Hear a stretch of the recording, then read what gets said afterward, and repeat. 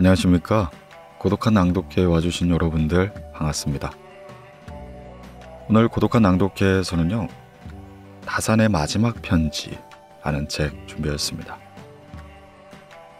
이 책은 다산 정약용 선생의 편지글을 모아서 기본과 중요, 그리고 마음 공부에 대해 이야기하고 있는데요.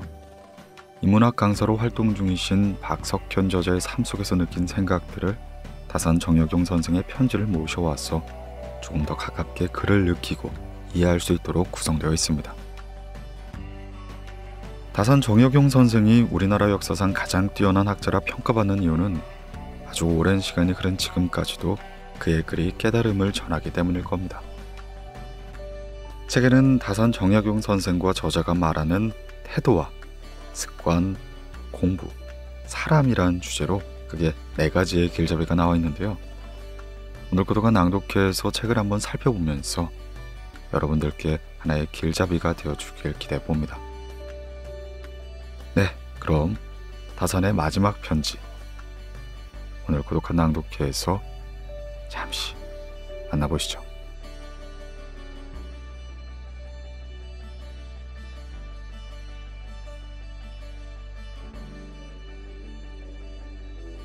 다산의 마지막 편지, 박석현 지음, 모모북스 출판.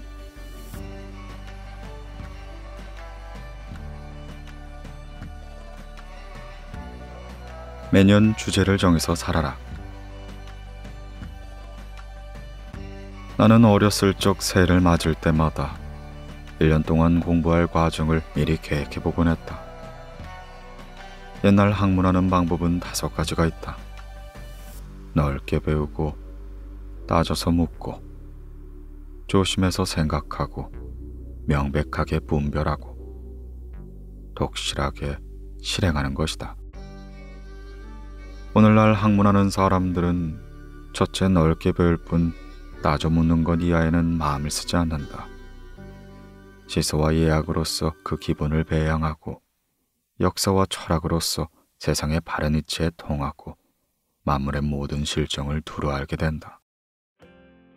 그 지식이 중심에 쌓여서 땅이 만물을 지니고 있는 것처럼, 바다가 모든 것을 포용하는 것처럼, 구름처럼 성하고 우레처럼 꿈틀거리면 그의 문장은 마침내 숨길 수가 없게 된다.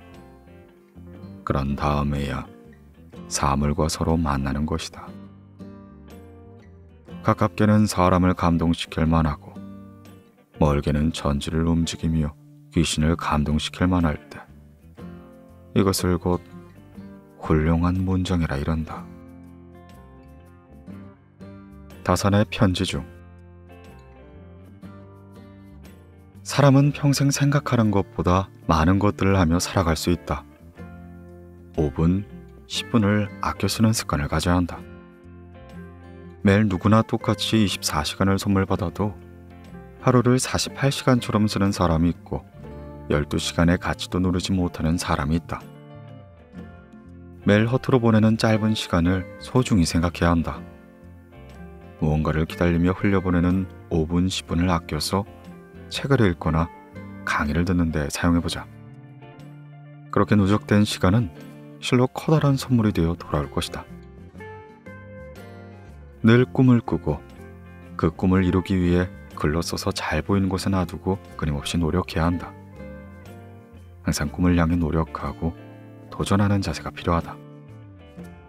도전을 하면 실패와 성공의 확률이 50%지만 시도조차 하지 않으면 실패 확률이 100%가 된다. 특별한 케이스고 누구나 따라하긴 힘들겠지만 일론 머스크의 삶을 한번 살펴보도록 하자.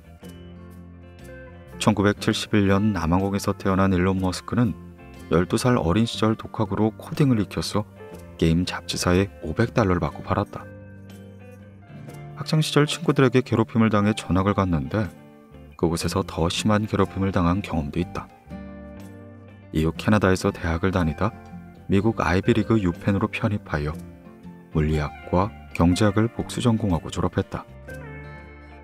졸업 후에 그는 학자금 대출로 진 빚만 12억이 있었다. 어린 시절부터 사업에 소질이 있었던 그는 사업을 하다 실패할까 두려워 매일 1달러로 몇 달을 살아보기로 했다. 그렇게 생각보다 살만하다고 느낀 그는 이내 자신감을 얻고 사업을 하기 시작했다. 그가 24살 때 첫 사업을 시작했는데 뉴욕 타임즈와 시카고 트리뷴 같은 메이저 신문사에 지역 정보를 제공하는 회사를 만들었다. 그리고 나중에 이 회사를 2200만 달러의 컴백에 매각을 했다. 이후 지금의 카카오페이와 같은 온라인 결제 시스템의 시초가 된 페이팔을 차리기 시작했다.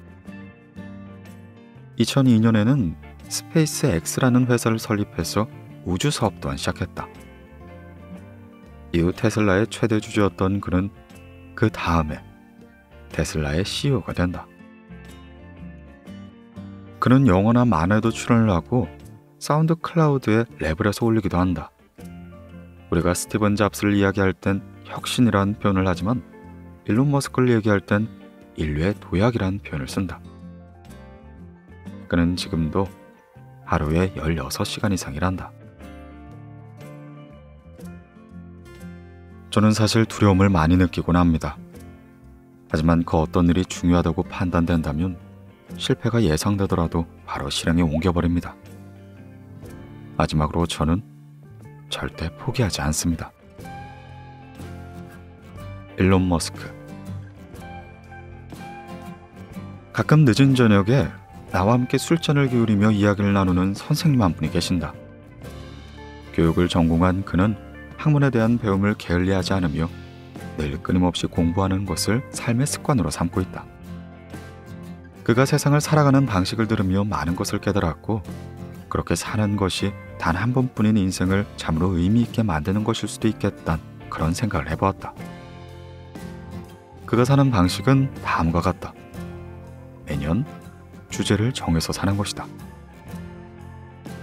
2020년에 물리학을 주제로 잡았다면 그 해는 물리학에 관한 책과 강의를 통해 1년 내내 물리학에 관해 끊임없이 공부하는 것이다. 2021년엔 철학이란 주제로 잡았다면 그 해는 철학에 대해 끊임없이 공부를 한다. 이런 식으로 2022년은 경제, 23년은 종교, 24년은 세계사. 원하는 주제를 정해서 1년 동안 그 분야를 공부하며 사는 것. 물론 별거 아니라고 생각할 수도 있다. 그러나 사람은 남이 이미 이뤄놓은 것을 굉장히 쉽게 생각하는 경향이 있다. 나는 지금까지 이렇게 살아온 사람을 만나보지 못했고 그의 이야기를 들으며 적잖은 충격을 받았다. 지금부터 내가 실천하며 살아가야 할, 내가 배워야 할 삶이기도 하다. 일론 머스크를 보면서 한 사람이 인생을 살아가면서 어떻게 그렇게 많은 것을 배우고 또 이루며 살 수 있는지 경외감이 들었습니다. 라고 말하는 그의 모습을 보며 나 또한 경외감이 들었다.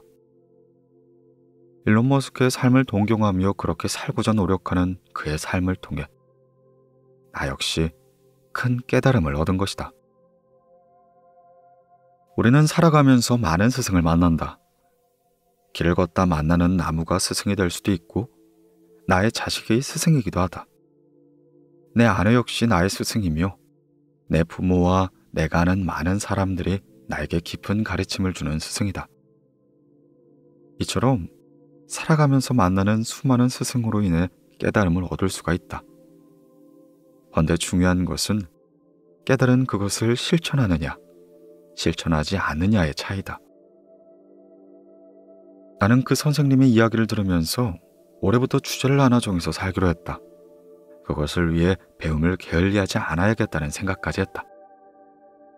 또한 그 말을 들은 날부터 지금까지 꾸준히 실천해오고 있다. 매년 이런 계획을 세우고 또 매년 실천하며 살아간다면 10년, 20년이 지난 후에 나의 삶이, 아니 우리의 삶이 얼마나 변해 있을지 궁금하기도 하다. 때로는 혼자서 하는 것보다 집단지성이 필요할 때가 있다. 1년에 하나씩 주제를 바꾸며 혼자 공부하는 것보다 여럿이서 함께하는 것이 더 낫겠다는 생각이 들었다.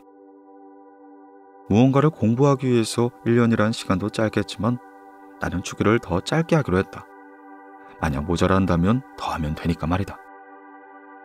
그렇게 방법을 생각하다가 내가 운영하는 독서 모임에서 함께하는 분들과 같이 공부를 하기로 했다. 매달 한 번씩 만나서 독서 토론을 하는데 한 가지 주제를 정해서 석 달 동안 공부를 하기로 한 것이다. 첫 번째 주제가 독서법이었고 두 번째 주제가 물리학이었다. 우리는 생각보다 무척이나 진지하고 깊은 토론을 진행했다. 모두가 함께하는 시간이 서로에게 충만한 시간이 되어 잊을 수 없는 과정과 결과를 만든 것이다. 매년 주제를 정해서 살아가면 좋다. 사람은 한평생 생각보다 많은 것을 하며 살 수 있다. 이를 꾸준히 실천하며 살아간다면 내 인생에 이보다 더 값진 선물은 없을 것이다.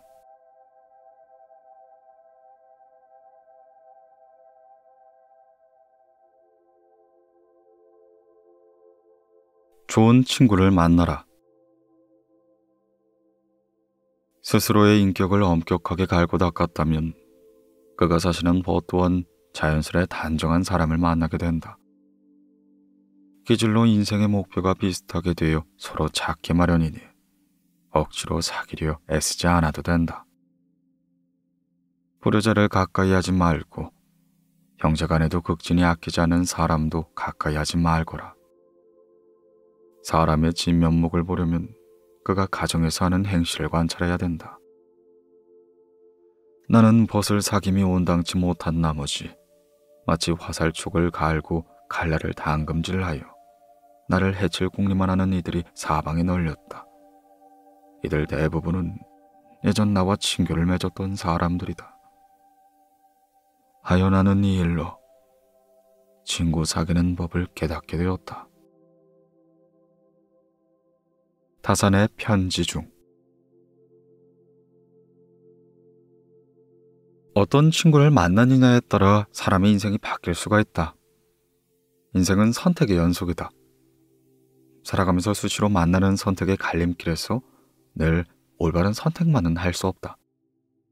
하지만 시행착오를 최대한 줄이기 위해서는 다산이 말한 글처럼 스스로의 인격을 엄격하게 갈고 닦아야 한다. 내가 어떤 사람을 만나느냐에 따라 삶이 달라지고 인생이 크고 작은 모든 것들이 바뀌게 된다. 학창시절에 만나는 인연을 소중히 여겨야 한다. 초중고를 지나 대학에서 만나는 동창들이 내 인생의 가장 오랜 친구로 남는 건 두말할 필요가 없다. 하지만 오랜 친구라고 해서 진정한 친구라고 생각할 필요는 없다. 오래된 친구라는 것이 처음 인연을 맺은 이후 지금까지 흘러온 시간이 꽤나 오래된 것일 뿐이지 졸업 후에도 연락도 한 번 하지 않는 그저 그런 인연 또한 무척이나 많으니 말이다. 오히려 나는 사회에서 만나 인연을 맺는 친구들이 더 깊은 관계로 발전한 경우가 많다. 학창시절의 친구는 동갑이라는 공식이 성립되지만 학교를 졸업하고 사회에서 만나는 친구는 굳이 동갑일 필요는 없다. 유효성과 장동건 주연의 영화 친구를 보면 친구는 가까이 두고 오래 사귄 벗이라고 한다. 오래 사귀었다고 볼 수는 없지만 내가 사회생활을 하며 만난 동갑이 아닌 친구들과의 관계를 두고 생각한다면 학창시절보다 오히려 더 깊은 관계를 유지하는 경우가 많다. 나는 위로 30살, 아래로도 30살 정도가 차이가 나는 친구들과 교제를 하며 살아왔다. 나이가 많은 친구들에게는 그 나름대로 배울 것이 있고 나이가 어린 친구들에게도 배울 것은 충분히 있었다. 친구란 나이를 초월하는 것이다. 사람은 젊을 때는 선배들과 어울리고 나이가 들면 후배들과 어울려야 하는 법이다. 세상의 흐름에 뒤처지지 않기 위해서기도 하지만 인생의 주역들과 어울리며 스스로를 나이 들게 하지 않기 위함도 있다. 나이가 들어가면서 너무 많은 새로운 인연들을 만들 필요는 없지만 어느 정도의 인연은 만들고 우정을 유지해 나갈 필요는 있다. 새로운 열매는 새로운 가지에서 열리는 법이다. 백날 매일 만나는 사람들과 어울리며 매번 똑같은 생각과 똑같은 말만 한다면 어제와 또 다른 내일을 기대하긴 여간 어렵지 않겠는가. 새로운 일은 새로운 인연을 통해서 만들어지는 법이다. 학창 시절이건 사회생활을 하면서건 부디 좋은 인연을 잘 만들어 그와 내 인생에 서로 도움이 되는 관계로 발전시켜 나가는 것이 좋다. 아울러 세상을 살아가면서 만나는 많은 인연들 중 참으로 중요한 것이 바로 남녀 간의 만남이다. 좋은 남자는 좋은 여자로 인해 만들어지고 좋은 여자 또한 좋은 남자로 인해 만들어지는 것이다.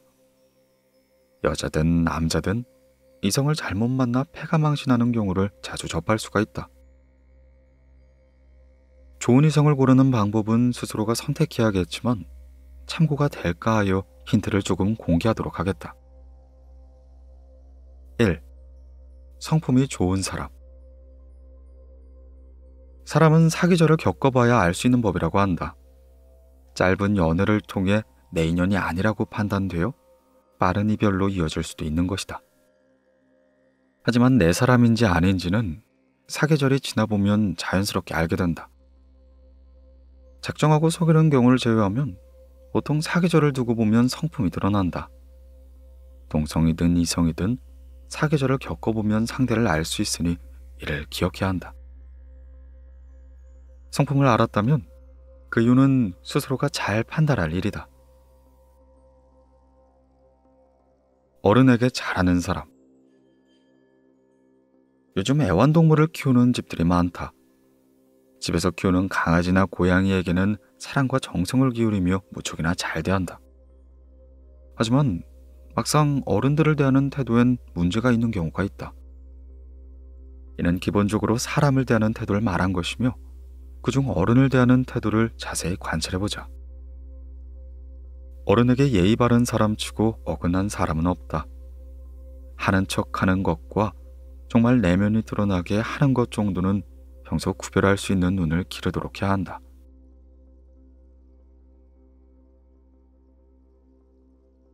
3.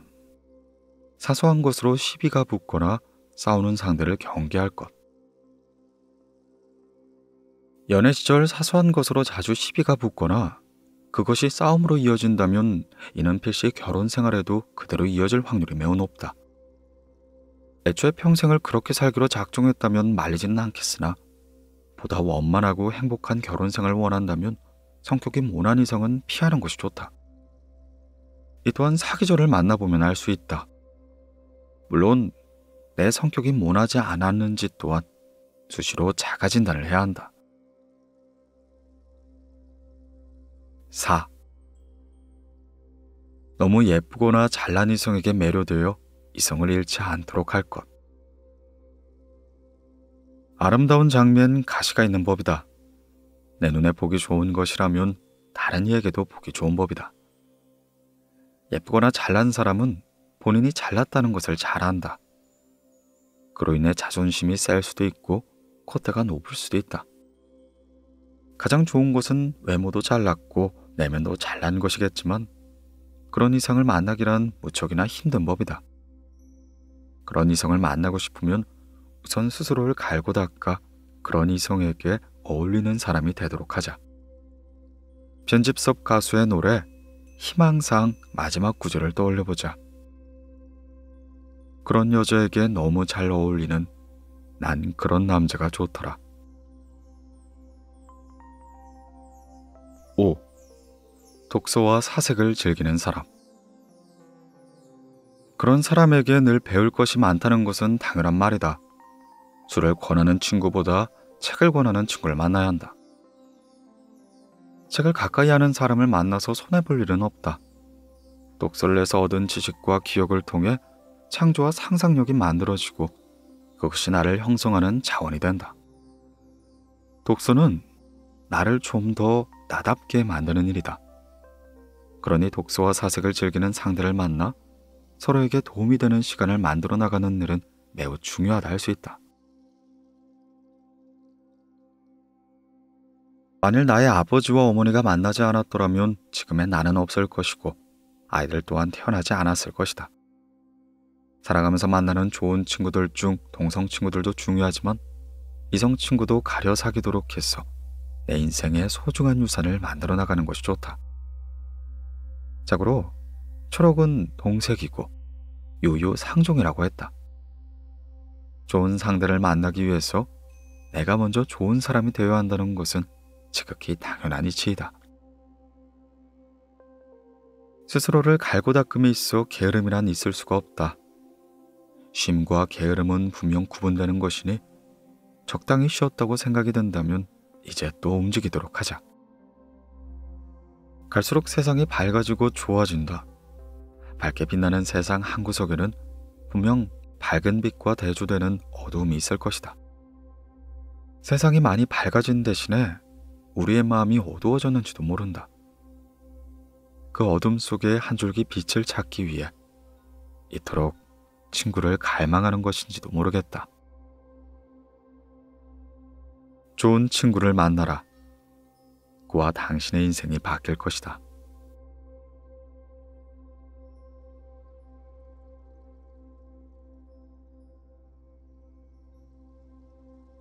스쳐가는 인연은 그냥 보내라.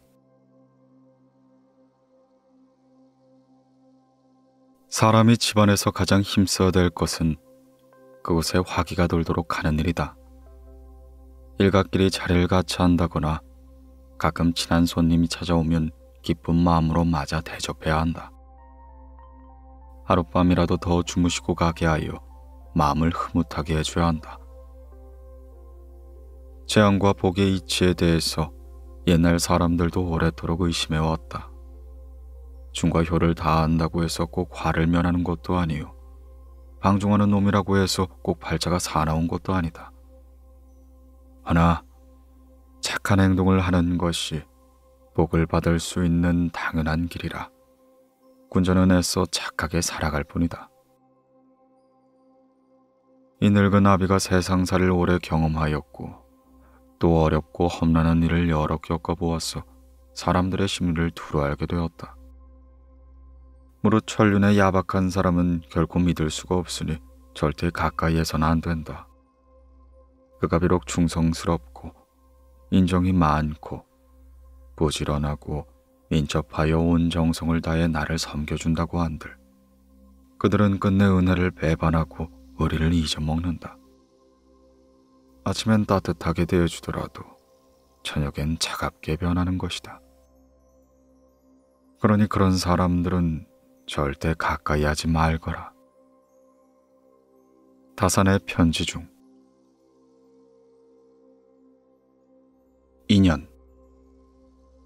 인연이란 참으로 소중한 것이다. 하지만 살아가며 만나는 모든 사람이 다 인연은 아니다. 요즘은 너무 쉽게 만났다가 너무 쉽게 헤어진다. 쉽게 만든 인연은 오래가지 못한다. 그런 인연은 상대 또한 나를 쉽게 대하고 그만큼 나도 상대를 쉽게 대하기 마련이다. 쉽게 만든 인연은 매우 가볍다. 서로의 득실을 생각하며 만든 인연일지도 모른다. 가벼운 데다가 득실을 생각하니 인연이 깊지 못하고 서로가 따지게 된다. 가볍게 만든 인연이라 서로가 서로에게 별 미련도 없다. 예부터 사람은 사계절을 만나보아야 한다고 했다. 계절의 흐름을 지나 곡식이 만들어지고 그것으로 우리가 연명하는 것인데 입으로 돌아가는 곡식이 아니라 내 인생을 배불리할 수도 있는 인연을 어찌 쉽게 만든단 말인가. 쉽게 만든 인연은 바람처럼 날아가 버릴 경우가 많으니 애당초 가벼운 인연을 만들지 않도록 주의하는 것이 좋다.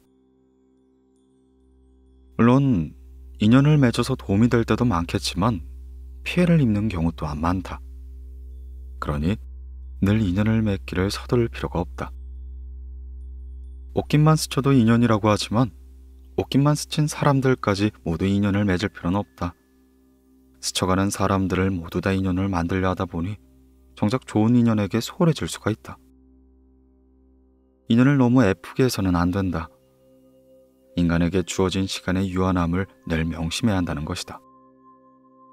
시간의 유한함을 생각한다면 내가 가용할 수 있는 시간을 따져보고 이를 반드시 기회비용으로 연결하여 생각해봐야 한다. 진정한 인연과의 소중한 시간을 지키기 위해서라도 스쳐가는 인연은 무심코 지나가야 된다. 그리고 평소에 이것을 구분할 수 있는 눈을 길러야 하는 것이다. 그것을 구분하지 못하고 모든 사람들과 해픈 인연을 맺어놓는다면 정작 좋은 인연을 만날 수 있는 기회를 놓치게 된다. 이는 돈으로 환산할 수 없는 엄청난 기회비용을 잃는 것이다. 단지 좋은 인연을 만나지 못한 것으로 그치면 좋겠지만 그렇지가 않다. 좋지 않은 인연들로 인해 내 삶이 피해를 입게 된다. 그렇게 피해를 입은 시간과 감정은 무엇으로도 보상받지 못한다. 몇몇 진실한 인연들만 있어도 삶을 살아가는데 크게 부족함이 없다. 그러니 누가 사람을 많이 알고 지낸다고 해서 그것을 불효할 필요가 없는 것이다. 우리에게 시간은 매우 한정적이다. 시간이 돈이라는 말을 헛되이 생각해서는 안 된다.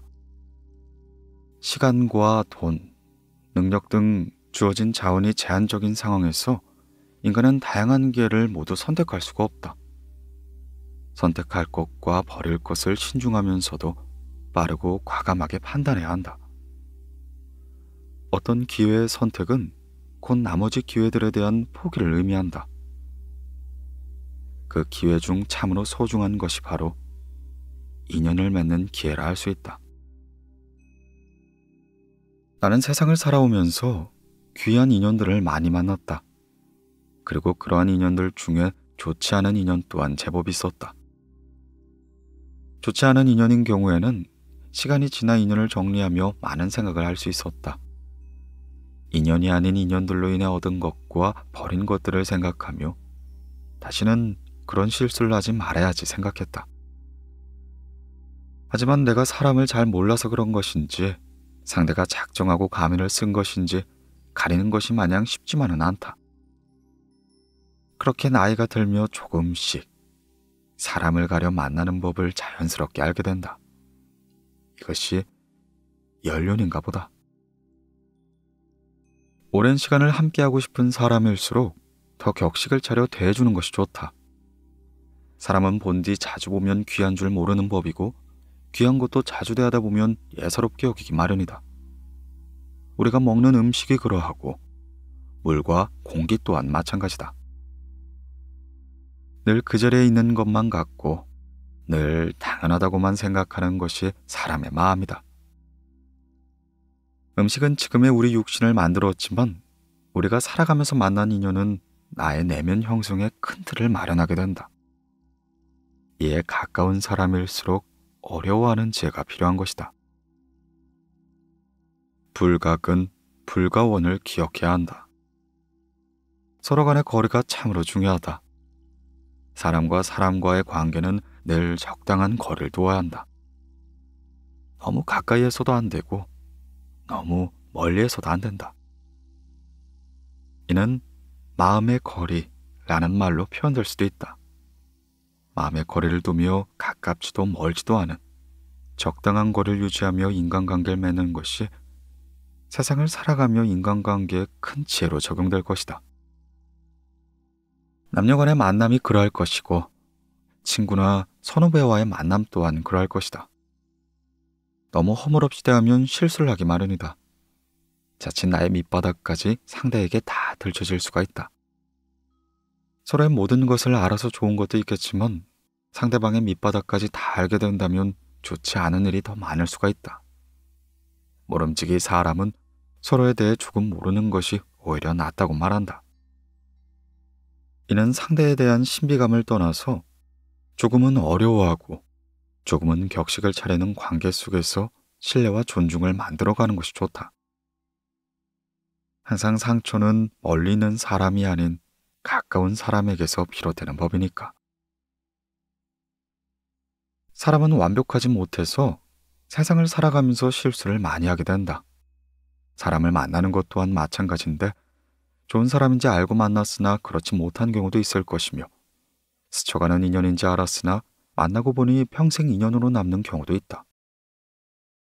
그러니 항상 사람을 만나 인연을 맺을 때는 신중히 생각해야 되는 반면 세상을 살아가며 만나는 모든 사람을 다 인연으로 삼으려 하지 말아야 한다. 진정한 인연과 스쳐가는 인연을 잘 구분해서 부디 좋은 인연을 내 인생의 보석으로 만들길 바란다. 내 인생에 좋은 우군을 많이 만드는 것만큼 살아가며 큰 힘이 되는 것도 없다. 스쳐가는 인연은 그냥 보내라. 살아가며 만나는 모든 사람이 다 인연은 아니다.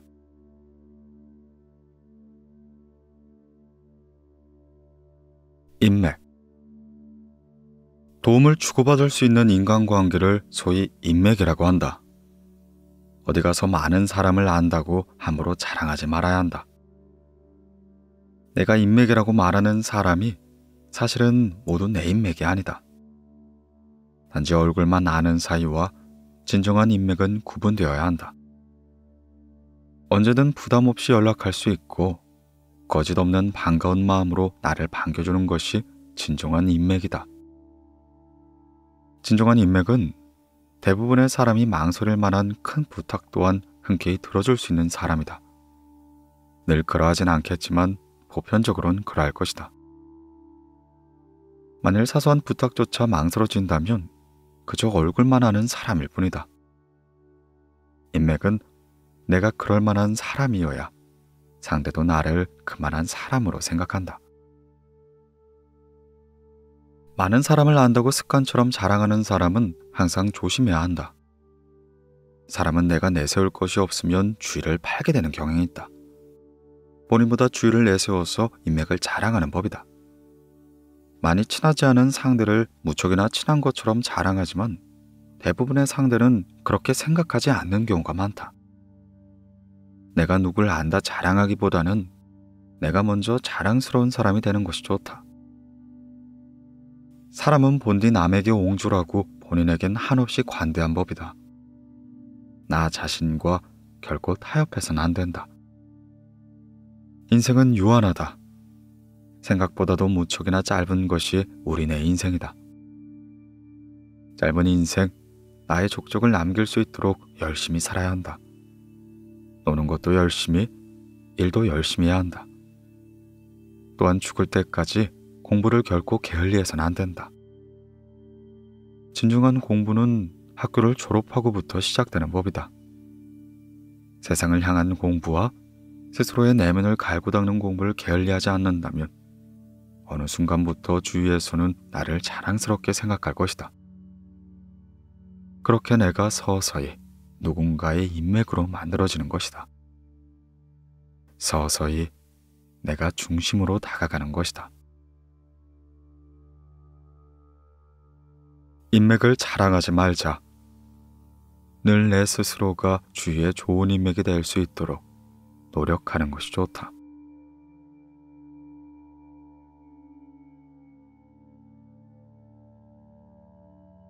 살아있어도 안 보이면 죽은 것과 마찬가지다.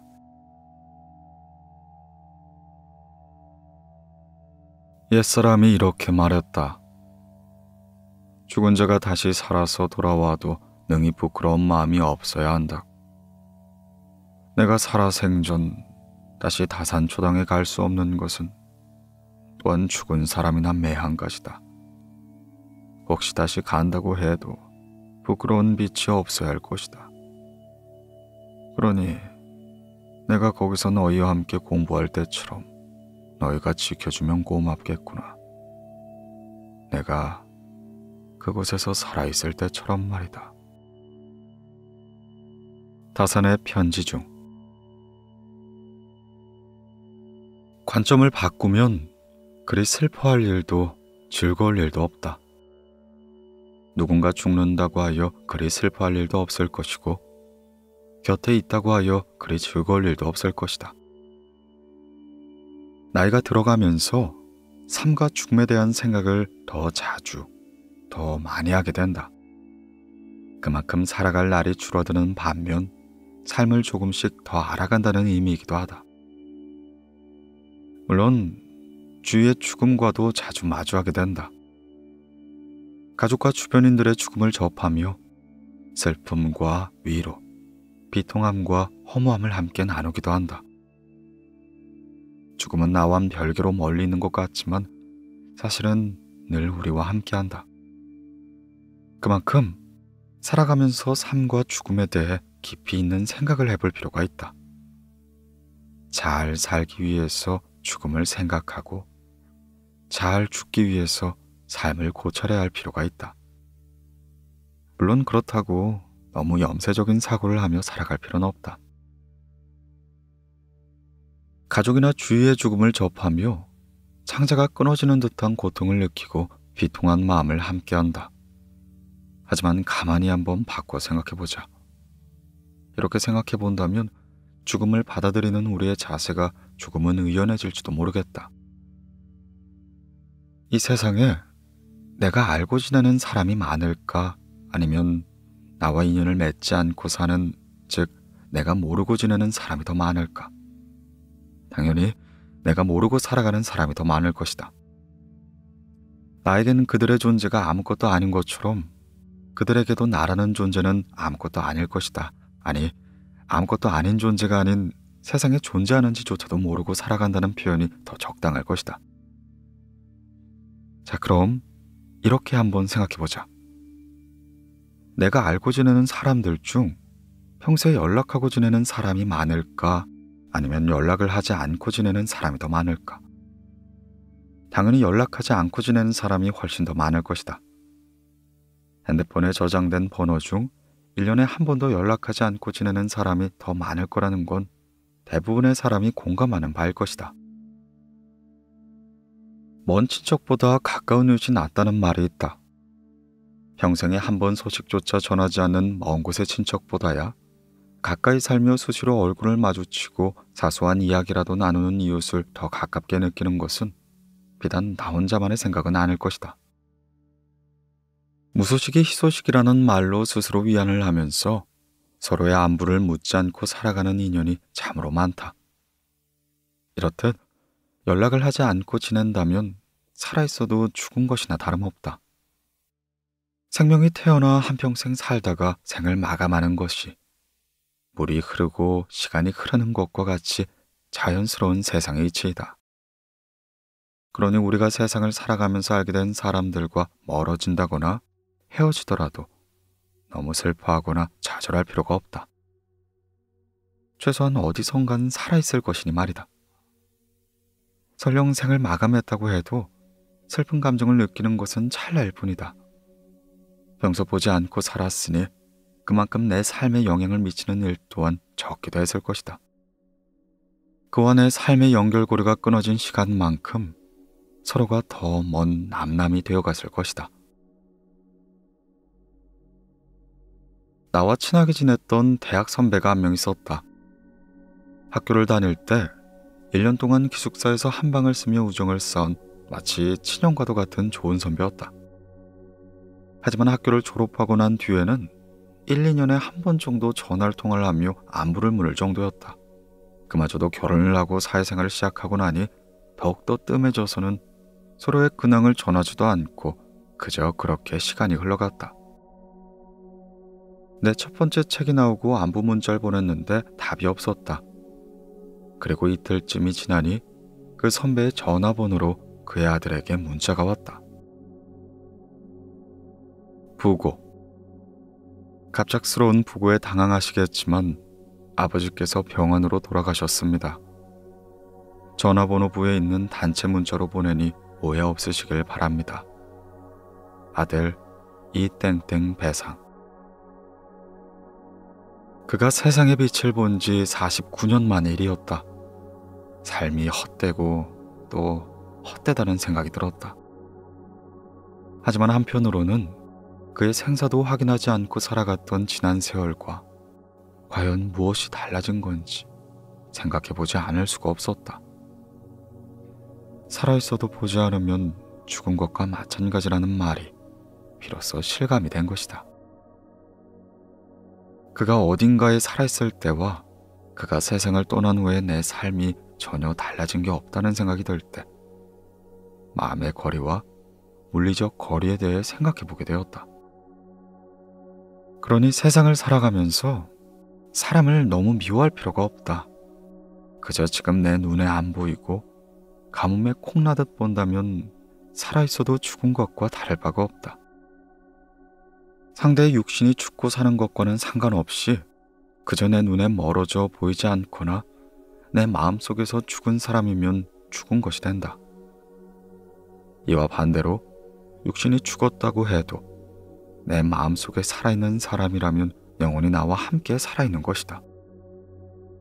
그저 죽지 않고 멀리 있다고 생각하면 될 테니 말이다. 이렇게 관점을 바꾸면 세상을 살아가며 그리 슬퍼할 일도 즐거울 일도 없을 것이다. 그러니 부디 지금부터라도 가까이 두기 힘든 버거운 인연이라면 멀리 두어 내 삶의 기회비용을 잘 활용하며 좋은 인연과 살아가길 바란다. 살아있어도 안 보이면 죽은 것과 마찬가지다. 나는 과연 누구의 기억 속에서 죽은 것과 마찬가지일까?